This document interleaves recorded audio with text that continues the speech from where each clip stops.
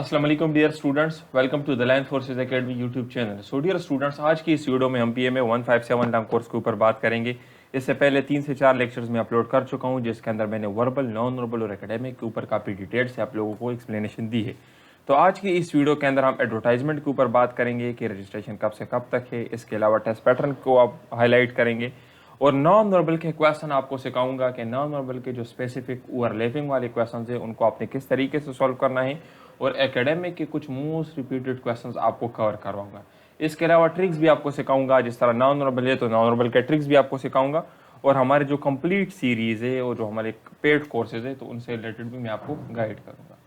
So dear student, सबसे पहले अगर हम एडवर्टाइजमेंट के ऊपर बात करें तो 15 सितंबर से लेकर 24 अक्टूबर तक रजिस्ट्रेशन है। मीन्स 24 अक्टूबर तक आप किसी भी डेट को रजिस्ट्रेशन कर सकते हैं। आप लोगों ने जल्दबाजी नहीं करनी, पहले अपनी तैयारी कंप्लीट कर ले, उसके बाद आप लोग अप्लाई करें। अगर आप हमसे तैयारी करना चाहते हो तो हम आपको सेंटर भी बताएंगे कि आपने कौन से सेंटर में अप्लाई करनी है, और हम आपको डेट भी बताएंगे। अभी सेंटर और डेट हम आपको क्यों बताते हैं, हम आपको इसलिए बताते हैं ताकि पहले तो आपकी तैयारी कंप्लीट हो और आपकी तैयारी उसी सेंटर के हिसाब से हो जिस सेंटर में आपने अप्लाई किया। और आपके टेस्ट से एक दिन पहले हम आपको टेस्ट डेट और टाइम के मुताबिक सेलेक्टेड एमसीक्यूज भी देते हैं। तो इसलिए अगर आप खुद भी तैयारी कर रहे हो तो अभी अप्लाई ना करो, पहले अपनी तैयारी कंप्लीट कर लो। जब आपकी तैयारी कंप्लीट हो जाए उसके बाद आप लोग फिर अप्लाई कर लेना। अभी हम आते हैं टेस्ट पैटर्न की तरफ। तो देखिए डियर स्टूडेंट्स, आपको पता है कि आपके टेस्ट के अंदर 3 चीजें इंक्लूडेड है, वर्बल, नॉन वर्बल और एकेडमिक। वर्बल के ऊपर इससे पहले मैं एक लेक्चर अपलोड कर चुका हूं जिसके मैंने ट्रिक्स आपको समझाए थे। क्यों? क्योंकि वर्बल के देखिए क्वेश्चन ज्यादा है और टाइम कम है।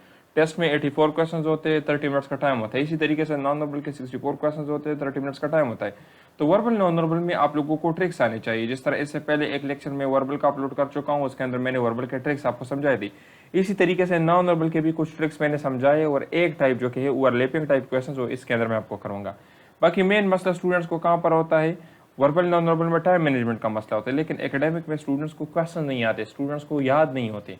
तो देखिए अभी वर्ब एकेडमिक तो बहुत ज्यादा है, पाक स्टडी, इस्लामियात, maths, English, military affairs, current affairs, लेकिन आप लोगों ने सिर्फ वो चीजें पढ़नी है जो आपके सेंटर के हिसाब से हो, जो आपके सेंटर में आए और जो आपके सेंटर के हिसाब से इंपॉर्टेंट और हाई यील्ड कंटेंट है। तो इसलिए जो तैयारी हम आपको करवाते हैं वो आपके सेंटर के हिसाब से होती है। जिस सेंटर से आपका टेस्ट देना होता है उसी सेंटर के हिसाब से हम आपको तैयारी करवाते हैं। तो चलिए स्टार्ट करते हैं। आज का अपना पहला टाइप हमारा क्या है, नॉन वर्बल के अंदर ओवरलैपिंग टाइप के क्वेश्चंस, इसको हम डिस्कस करेंगे। वर्ब, नॉन वर्बल के बाद हम एकेडमिक के ऊपर जाएंगे। ठीक है, अभी देखिए ओवरलैपिंग क्या है, एक दूसरे के ऊपर आना मिलना। जिस तरह देखिए अगर मैं इस शेप को इस शेप के साथ जमा करूं तो देखिए मेरे पास कुछ इस तरह का शेप बन जाएगा, सिंपल सा है, इन दोनों को जमा किया गया है। इसी तरीके से अगर मैं आपको एक दूसरा मिसाल दे दूं, इसी तरीके से अगर आप ये वाले शेप उठाकर यहाँ पे रख दे और इन दोनों को जमा करें तो आपके पास ये शेप बन जाएगा। किस तरह, लेट सपोज मैंने ये वाला शेप उठा लिया, यहाँ पर मैंने बना दिया, देखिए यहाँ पर मैंने ये शेप बना दिया।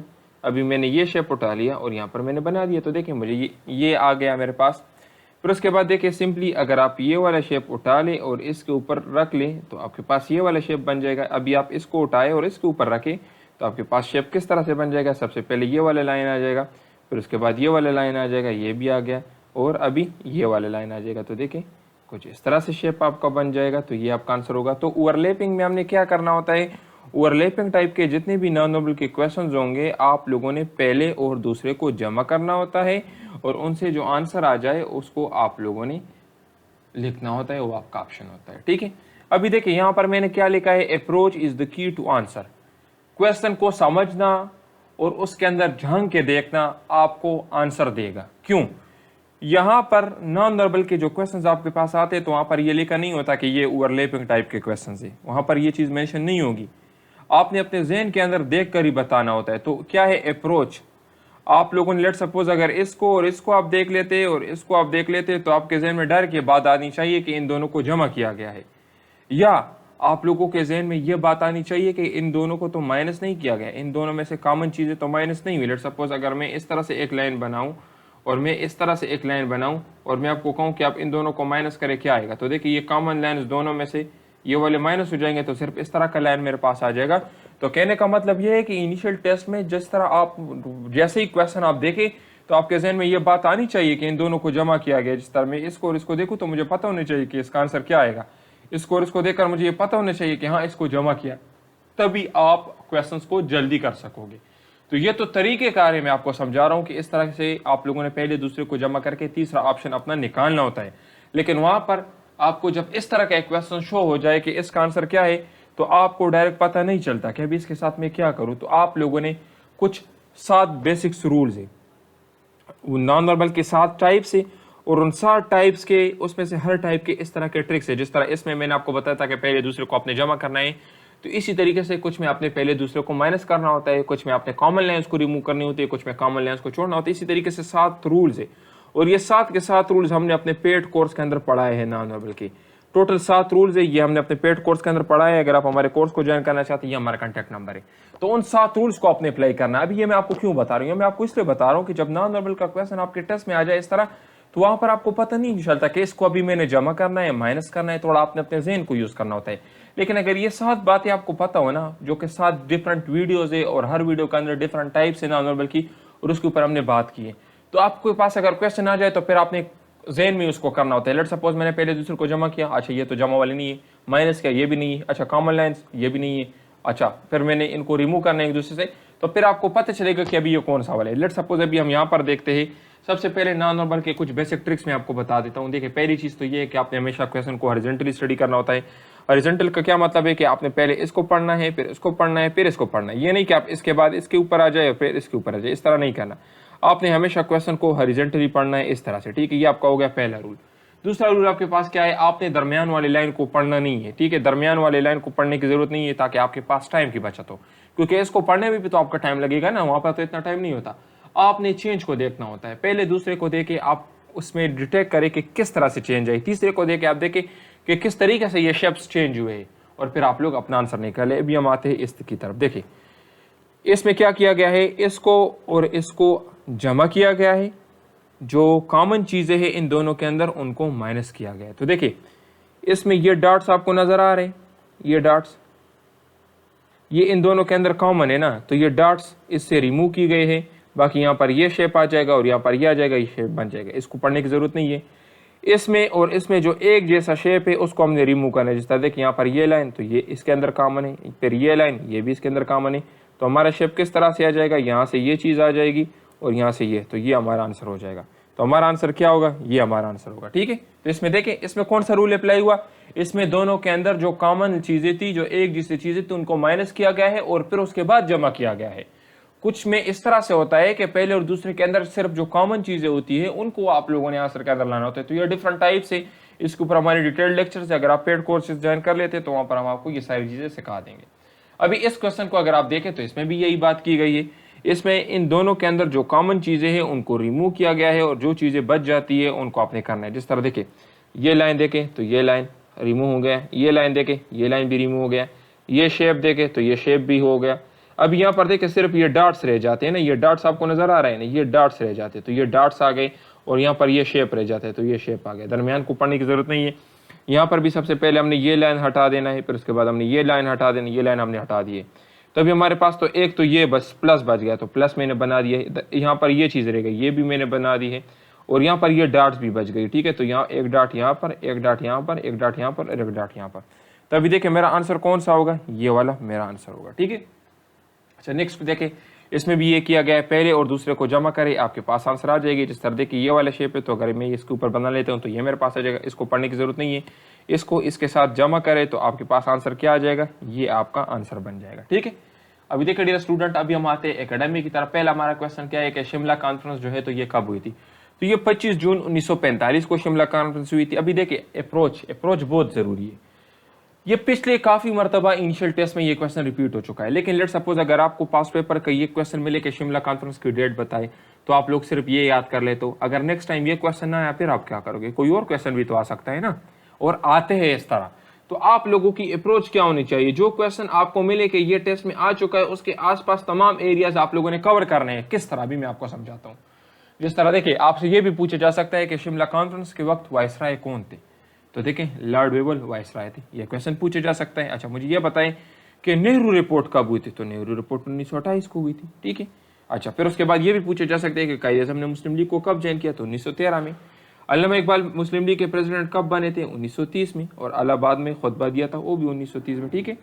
अच्छा फिर उसके बाद क्या है, कायदे आज़म को मोहम्मद अली जिन्ना का टाइटल किसने दिया था, मौलाना अजहरुद्दीन ने दिया था, और कब दिया था, मुस्लिम लीग के एनुअल मीटिंग में पटना में दिया था और 1938 में।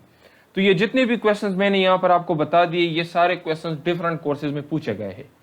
तो अभी क्या हमारे पढ़ाने का तरीक़ेकार ये है कि हम आपको स्मार्ट स्टडी करवाते हैं। स्मार्ट स्टडी में क्या होता है कि जितनी इंपॉर्टेंट चीज़ें होती हैं उन सबको एक साथ हम आपको पढ़ा देते हैं, ताकि आपको एक जगह से दूसरी जगह से इनको याद करने की ज़रूरत ना हो। अभी ये इंपॉर्टेंट क्वेश्चन है, ये आ चुका है, ये भी आ चुके हैं, तो इन सबको हमने एक साथ पे आपको पढ़ा लिया है ताकि आपके जहन में ये बात बैठ जाए और आप इनको एक दूसरे के साथ लिंक कर सके। अभी इसके बाद एक नेक्स्ट आपका क्वेश्चन क्या है कि पैगंबर पाक सल्लल्लाहु अलैहि वसल्लम की पहली बीवी कौन थी? तो हज़रत खदीजा। अभी ये तो एक क्वेश्चन है, लेट्स सपोज आपने याद कर लिया, लेकिन आपके टेस्ट में क्वेश्चन चेंज आए। अभी चेंज किस तरह से आएगा मैं नीचे आपको बताता हूँ। हज़रत उस्मान को ज़ुल्नुरैन भी कहा जाता है, क्यों? क्योंकि उसने पैगंबर पाक सल्लल्लाहु अलैहि वसल्लम की दो बेटियों के साथ शादी की थी, एक और उसके वफात के बाद फिर दूसरी, तो रुकैया और उम्मे कुलसूम, इन दोनों के साथ इसकी शादी हुई थी, तो इसलिए उसको ज़ुल्नुरैन कहा जाता है। तो ये क्वेश्चन पूछे गए हैं कि कौन से सहाबी ने पैगंबर पाक सल्लल्लाहु अलैहि वसल्लम की दो डॉटर से शादी की थी। ये क्वेश्चन काफ़ी मरतबा पूछा गया है। तो अगर आप लोग इधर उधर से तैयारी करते हो या बाजार से कोई सस्ता बुक लेके तैयारी करते हो, वहाँ पर ये चीज़ें मेंशन नहीं होती। और ये जो हम आपको तैयारी करवाते हैं तो हम आपको सेंटर वाइज तैयारी करवाते हैं। तो अगर आपके सेंटर में इस तरह की मुश्किल चीज़ें पूछी जाए तो वहाँ पर हमें पता होता है कि ये चीज़ पूछी जाएगी, वो हम आपको प्रिपेयर कर देते हैं। इसलिए डियर स्टूडेंट्स, इधर उधर कम फी के चक्कर में अपना टाइम ज़ाया करने की ज़रूरत नहीं है। आप हमें ज्वाइन कर सकते हैं, हमारे डेमो लेक्चर्स देके, डेमो नोट्स देके, इंशाल्लाह इस तरह की तैयारी कोई आपको नहीं करवा सकता। नेक्स्ट आपका क्या है कि उम्मे हबीबा किसकी डॉटर थी? अबू सुफियान की डॉटर थी, ठीक है, और ये भी पैगंबर पाक सल्लल्लाहु अलैहि वसल्लम की बीवी थी, ठीक है। अच्छा, daughter of Umar who married to holy prophet, तो ये भी आपसे पूछा जा सकता है कि उमर फारूक की कौन सी बेटी ने पैगंबर पाक सल्लल्लाहु अलैहि वसल्लम से शादी की थी? तो हफ्सा ने, ठीक है। अच्छा, नेक्स्ट आपके पास कौन से पैगंबर पाक सल्लल्लाहु अलैहि वसल्लम की लास्ट वाइफ थी कि? तो उम्मे मैमूना, ठीक है। अच्छा, नेक्स्ट आपका क्वेश्चन क्या है? Who accepted Islam first in children, बच्चों में सबसे पहले इस्लाम किसने कबूल किया? तो हज़रत अली ने। अभी इसके साथ देखिए और भी बहुत सारे क्वेश्चंस हैं, मोस्ट रिपीटेड एमसीक्यू जो काफ़ी मरतबा पूछे गए, वो भी सारे मैंने किए। अच्छा देखिए, बच्चों में तो आपको पता चल गया, लेकिन औरतों में सबसे पहले इस्लाम किसने कबूल किया? तो हज़रत खदीजा। अच्छा, मर्दों में सबसे पहले किसने किया था? अबू बकर। बच्चों में हज़रत अली। गुलाम में सबसे पहले किसने किया था? बिलाल हबशी। अच्छा देखिए, पहले इस्लाम के बाद सबसे पहले हज किसने की थी? तो हज़रत अबू बकर ने। कुरान मजीद को सबसे पहले किसने लिखा था? हज़रत अबू बकर ने। कुरान मजीद को अभी जो हमारे पास करंटली जो है, इसको स्टैंडर्डाइज किसने किया, इसको अरेंज किसने किया? तो ये हज़रत उस्मान रज़ियल्लाहु के दौर में। कुरान मजीद के पहले हाफिज़ कौन थे? तो हज़रत उस्मान। मुसलमानों की पहली मस्जिद कौन सी है? तो मस्जिद कुबा। और अच्छा, आप मुझे बताएं, आप लोगों के एमसीक्यू ये है कि मस्जिद कुबा कहाँ पर है? ये भी काफ़ी मरतबा इनिशियल टेस्ट में क्वेश्चन पूछा गया है। नीचे मुझे कमेंट सेक्शन में बताएं कि ये मक्का में है या मदीना में है, ठीक है, आप लोग मुझे बताएं। अच्छा देखिए, यहाँ पर क्या है कि what is the sacred place for Sikhism in Pakistan, सिखों की मुकद्दस तरीन जगह पाकिस्तान में कौन सी है? ठीक है, सॉरी ये हज़रत अली यहाँ पर मैंने लिखा है, तो ये गुरुद्वारा दरबार साहिब, ठीक है। और ये कहाँ पे? ये करतारपुर में है। और करतारपुर कहाँ पे? ये शकरगढ़ तहसील में है, नारवाल डिस्ट्रिक्ट के अंदर है, ठीक है। इसके अलावा बुद्धिस्ट की जो फेमस साइट है वो तगबाई है, और तगबाई मर्दान के अंदर है, ठीक है। नेक्स्ट आपके पास देखिए, ये गुरुद्वारा की तस्वीर है, ठीक है। अच्छा, highest military award of Pakistan, तो पाकिस्तान की हाईएस्ट मिलिट्री अवार्ड कौन सी है? ये highest military award of Pakistan कौन सी है? तो ये है निशान हैदर। अच्छा, मिलिट्री अवार्ड तो है, सिविल अवार्ड हाईएस्ट कौन सी है? तो ये है निशान पाकिस्तान। और सबसे पहले निशान हैदर किसको मिली थी? तो कैप्टन राजा मोहम्मद सरवर, और 1948 कश्मीर वार के अंदर इसको मिली थी। तो ये भी क्वेश्चन आपसे पूछा जा सकता है कि पहली निशान हैदर कौन सी वार में मिली थी? तो कश्मीर वार में, ठीक है। अच्छा डियर स्टूडेंट, यहाँ पर देखिए, ये डिफरेंट कंट्रीज़ के जो हाईएस्ट मिलिट्री अवार्ड्स हैं वहाँ पर मैंने दिए हैं। ये विक्टोरिया क्रॉस, ये यूनाइटेड किंगडम का हाईएस्ट मिलिट्री अवार्ड है, ये काफ़ी मरतबा इनिशियल टेस्ट में भी आ चुका है और ये इंटरव्यू में भी पूछा जाता है, ठीक है। इंडिया का क्या है? परमवीर चक्र है, ठीक है। इसके अलावा ये वेलर क्रॉस जो है ये डेनमार्क का है, ये भी काफ़ी मरतबा पूछा जा चुका है, ठीक है। और क्रॉस ऑफ वेलर ये ग्रीस का है, ठीक है। अच्छा, मुझे आप बताए कि ओलंपिक्स गेम का आगाज़ कहाँ से हुआ था? ग्रीस से मुझे याद आ गया, ओलंपिक्स गेम का आगाज़ कहाँ से हुआ था? ओलंपिक माउंटेन कहाँ पर है? नीचे कमेंट सेक्शन में बताएं, ओलंपिक माउंटेन कहाँ पर है, ठीक है। ओलंपिक माउंटेन कहाँ पर है? और ओलंपिक जो है तो ये किस कंट्री की एयरलाइन है? ये किस कंट्री की एयरलाइन है? ये 3 MCQs काफ़ी मरतबा कोर्सेज में पूछे गए हैं। इन तीनों के आंसर आप लोग सर्च करके नीचे कमेंट सेक्शन में मुझे बताएं। ओलंपिक्स गेम का आगाज़ कहाँ से हुआ था और कब हुआ था? ओलंपिक माउंटेन कहाँ पर है? और ओलंपिक एयरलाइन किस कंट्री की है, ठीक है। इसके अलावा ये था कि जो आपके पास मेडल ऑफ ऑनर है, तो ये भी काफ़ी मरतबा पूछा जा चुका है कि टर्की की जो हाईएस्ट मिलिट्री अवार्ड है वो क्या है? Honour of medal of honour, ठीक है। अच्छा, लेक सुपीरियर कहाँ पर वाक़या है? तो ये सेंट्रल नॉर्थ अमेरिका और US कैनेडियन बॉर्डर के साथ वाक़या है, ठीक है।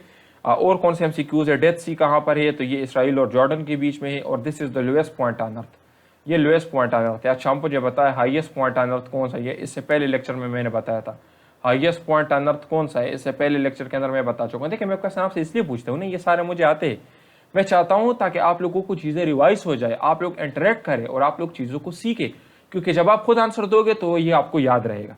अच्छा, उसके बाद देखिए ये कैस्पियन सी कहाँ पर है, तो ये water world largest inland water body है और ये 5 कंट्रीज ने इसको बॉर्डर किया हुआ है, रशिया, कजाकिस्तान, तुर्कमानिस्तान, ईरान और अजरबैजान। ये वाला जो क्वेश्चन है ये अक्सर एंट्री में पूछा जाता है। ये जो अभी नीचे जितने भी क्वेश्चन आ रहे हैं कि ये कैस्पियन सी कहाँ पर है, डेथ सी कहाँ पर है, पानामा कैनाल, ये तो अक्सर आईएसएसबी में भी पूछा जाता है। ये अटलांटिक और पैसिफिक ओशन के में है, ठीक है, इन दोनों को कनेक्ट करता है। स्वेज कैनाल कहाँ पर है, तो ये मेडिटेरियन और रेड सी को कनेक्ट करता है और ये इजिप्ट में है, ठीक है। सहारा डिजर्ट कहाँ पर है, तो ये नॉर्थ अफ्रीका में है and this is the world largest hot desert. अच्छा देखिए, दुनिया की लार्जेस्ट कोल्ड डिजर्ट कौन सी है, ये भी आप मुझे बताएं। हॉट डिजर्ट का तो आपको पता चल गया, कोल्ड डिजर्ट भी तो होगी ना। अच्छा देखिए, अमेज़न रिवर कहाँ पर है, साउथ अमेरिका में है और ये world largest river by discharge. By discharge का क्या मतलब है कि सबसे ज्यादा पानी इसमें बहता है, ठीक है, बहाव। अच्छा देखिए, नील रिवर क्या है, तो ये लॉन्गेस्ट रिवर है, फ्लो थ्रू नॉर्थ अमेरिका और ठीक है north Europe, Africa into Mediterranean sea, ठीक है। अच्छा देखिए, स्ट्रेट ऑफ जिब्राल्टर, ये क्वेश्चन भी काफी मरतबा इनिशियल टेस्ट में और इंटरव्यू में पूछा गया। ये अटलांटिक ओशन को और मेडिटेरियन सी को कनेक्ट करता है स्पेन और मोरक्को के बीच में, ठीक है। तो ये सारे जितने भी एमसीक्यूज है ये इनिशियल टेस्ट में 20 से 30 मरतबा आ चुके हैं। पिछले 7 साल से मैं स्टूडेंट्स को तैयारी करवा रहा हूँ और ये सारे क्वेश्चन काफी मरतबा इनिशियल टेस्ट में आ चुके हैं। और ये देखिए यहाँ पर ये मैंने लेक सुपीरियर जो है तो उसकी एक तस्वीर आप लोगों के लिए बनाई हुई, यह कनाडा है आपको नज़र आ रहा है और ये आपको अटलांटिक ओशन भी नज़र आ रहा है, ठीक है, और ये आपको अमेरिका भी नज़र आ रहा है, ये डिफरेंट इसके अंदर है, ठीक है। अच्छा नेक्स्ट आपके पास क्या है, पाकिस्तान के पहले प्रेसिडेंट कौन थे, तो सिकंदर मिर्जा थे। और क्या है, पहले गवर्नर जनरल कौन थे, तो कायद-ए-आज़म मोहम्मद अली जना। और shortest tenure as a governor general, governor general के ओहदे पर सबसे कम दौरानिया भी कायद-ए-आज़म मोहम्मद अली जना ने गुजारा था, ठीक है। पहले प्राइम मिनिस्टर कौन थे, तो लियाकत अली खान। अच्छा देखिए, पहले कमांडर इन चीफ कौन थे पाकिस्तान आर्मी के, तो जनरल फ्रैंक मेजरवी। और first commander in chief Pakistan army के, ठीक है, फर्स्ट आर्मी कमांडर और फर्स्ट कमांडर इन चीफ तो ये अयूब खान, ठीक है। अच्छा पहले चीफ जस्टिस कौन थे, तो मियां अब्दुल रशीद थे। आज़ाद कश्मीर के पहले प्रेसिडेंट कौन थे, तो सरदार मसूद खान थे। फर्स्ट फॉरेन मिनिस्टर कौन थे, ये क्वेश्चन काफ़ी मरतबा पूछा जा चुका है, ठीक है, सर जफरुल्लाह खान थे। First speaker of national assembly कौन थे, तो मोहम्मद तमीज़ुद्दीन खान थे। और पहली फीमेल गवर्नर कौन थी, तो बेगम राना लियाकत अली खान और ये सिंध की गवर्नर थी, ठीक है। अच्छा देखिए, पहली फीमेल प्राइम मिनिस्टर कौन थी, तो ये बेनज़ीर भुट्टो और ये मुस्लिम दुनिया की भी सबसे पहली खातून वज़ीर आज़म थी, ठीक है। अच्छा देखिए dear students, approach to preparation, आपकी तैयारी किस तरह से होनी चाहिए, तो हमेशा आप लोगों ने स्मार्ट स्टडी करनी होती है। स्मार्ट स्टडी का क्या मतलब है, एक तो पहला है स्पेसिफिक, मींस आपने वो चीज़ें पढ़नी है जो आपके टेस्ट के अंदर आ जाए। अभी इसका क्या मतलब है, हर सेंटर के अंदर डिफरेंट क्वेश्चंस पूछे जाते हैं, तो आपने वो चीज़ें पढ़नी है जो आपके सेंटर के अंदर आ रही है, ठीक है। मेजरेबल, आप जो चीज़ पढ़े, लेट सपोज आप पढ़ रहे हैं, जिस तरह यहाँ पर मैंने आपको फर्स्ट इन पाकिस्तान पढ़ा दिया है कि पाकिस्तान के पहले प्रेसिडेंट कौन थे, या इस्लाम में सबसे पहले इस्लाम किसने कबूल किया, बच्चों में औरतों में, तो आपने हर चीज़ को इतना याद करना है जितना आपके लिए ज़रूरी है। ये नहीं कि आप हद से ज़्यादा करें, आप मैथ्स बहुत ज़्यादा करें लेकिन स्टडी आपने नहीं की तो आपके लिए नुकसान है। आपने हर चीज़ को इतना पढ़ना है जितना आपके सेंटर के लिए ज़रूरी है, जितना आपके टेस्ट के अंदर आ जाए, अटेनेबल। आप जिस चीज़ को भी पढ़े इस तरह से पढ़े कि आपको आइडिया हो कि इसमें क्वेश्चन किस तरीके से पूछा जा सकता है और आपको अप्रोच का पता हो कि इस क्वेश्चन को अगर मुझसे इस तरह से पूछा जाए या इस तरह से पूछा जाए तो मैंने आंसर कैसे देना है, ठीक है। और हमेशा रेलेवेंट चीज़ों को पढ़े, रेलेवेंट चीज़ों को आपने साथ लेके जाने हैं। अभी मैं खुद अपने स्टूडेंट्स को वर्बल नॉन वर्बल के सिर्फ 300 क्वेश्चन करवाता हूँ, बाकी नहीं करवाता, क्योंकि ज़रूरत नहीं है। क्यों, क्योंकि रेलेवेंट है। ये 300 MCQs उनके लिए मोर देने लगते, तो मैं ज़्यादा उनके ऊपर क्यों करवाऊँ, टाइम उनका क्यों वेस्ट करूँ। और आपने टाइम बेस्ड तैयारी करनी है, आपका मुकाबला टाइम के साथ है। जिस तरह वर्बल नॉन वर्बल में आपके पास टाइम कम होता है, इसी तरीके से भी आपके पास, किसी के पास 20 दिन होंगे, किसी के पास 1 महीना, तो आपने हमेशा टाइम को देखकर अपनी तैयारी करनी होती है। तो आप लोग जब भी तैयारी करो, आप लोगों ने ये स्मार्ट तैयारी करनी होती है। स्मार्ट स्टडी करोगे, स्मार्ट तैयारी करोगे तो आपको कामयाबी भी मिलेगी, आप थकोगे भी नहीं, आपका स्टेमिना भी बरकरार रहेगा, अच्छे मार्क्स भी आएंगे और आप अपने मकसद को भी अचीव करोगे। तो अगर आप स्मार्ट स्टडी करना चाहते हैं PM 157 लॉन्ग कोर्स के लिए, तो हमारे पास टेस्ट पासिंग गारंटीड नोट्स भी है और हम ऑनलाइन तैयारी भी करवाते हैं। 3 तरह के हमारे पास कोर्सेज है। एक हमारे पास नोट्स है, इसकी 6000 फीस है। एक हमारे पास क्रैश कोर्स है, उसकी 10,000 फीस है। और एक हमारा फुल कोर्स है, उसकी 16,000 फीस है। अगर आप इन कोर्सेज की डिटेल्स लेना चाहते हैं तो हमारे इस नंबर पर रब्ता कर सकते हैं। नोट्स के अंदर आपको क्या देंगे, नोट्स के अंदर आपको वर्बल देंगे, non verbal, verbal non verbal की ट्रिक्स होंगे जिस तरह यहाँ पर मैंने आपको एक्सप्लेन किए है। कंप्लीट एकेडमिक देंगे और ये सेलेक्टेड नोट्स होंगे, जो आपका सेंटर है जहाँ से आपने टेस्ट देना है उसी सेंटर के मुताबिक आपको नोट देंगे। एक प्रैक्टिस टेस्ट भी आपको साथ में फ्री देंगे। इसके अलावा टीचर सपोर्ट भी आपको मिलेगा, किसी चीज़ की समझ ना है टीचर से पूछ सकते हैं, वो आपको गाइड करेगा। और आपके टेस्ट से एक दिन पहले आपके टेस्ट डेट और टेस्ट टाइम के मुताबिक आपको गेस्ट एमसीक्यूज भी देंगे। इसकी जो फी है 6000 है और इससे आपका टेस्ट गारंटी के साथ क्लियर होगा। इसके अंदर ये सारी चीज़ें आपको हम देंगे, verbal, non verbal, academic, past papers, practice test, teacher support. और ये हमारे पिछले कोर्सेज के स्टूडेंट्स हैं जिन्होंने अपने इनिशियल टेस्ट क्लियर किए हैं। तो अगर आप भी चाहते हैं कि आपके इनिशियल टेस्ट क्लियर हो, जिस भी सेंटर से आपने टेस्ट देना है, आपका जो भी सेंटर हो, फैसलाबाद, मुजफ्फराबाद, पेशावर, लाहौर, हैदराबाद, तमाम सेंटर्स की हम तैयारी करवाते हैं, गारंटीड तैयारी होगी। और इंशाल्लाह जो चीज़ें आपको पढ़ाएंगे टेस्ट आपका उसी से आएगा। आप हमारे डेमोज देख ली, आप उसको चेक करें, अगर आपको पसंद आ जाए और आपको लगे कि ये ठीक है उसके बाद ज्वाइन कर ले। 200 से ज़्यादा हमारे स्टूडेंट्स पिछले कोर्स में टेस्ट क्लियर कर चुके हैं। जो भी बंदा यूट्यूब पर आपको कह रहा है कि हम आपको 1000 में, 200 में, 300 में तैयारी करवाएंगे, आपका टाइम ज़ाया कर रहे हैं। वहाँ पर डेमोज देके, नोट्स देके और उनको कंपेयर करें दूसरी जगह के साथ। अगर आपको लगे कि ठीक है तो उसके बाद ज्वाइन कर ले, क्योंकि ये ना हो कि आपका टाइम ज़ाया करे और आपकी डीएमसी के ऊपर फेल का स्टैंप लग जाए, क्योंकि फिर आपके लिए आर्मी के अंदर सिलेक्शन काफ़ी मुश्किल हो जाएगी। वस्सलाम।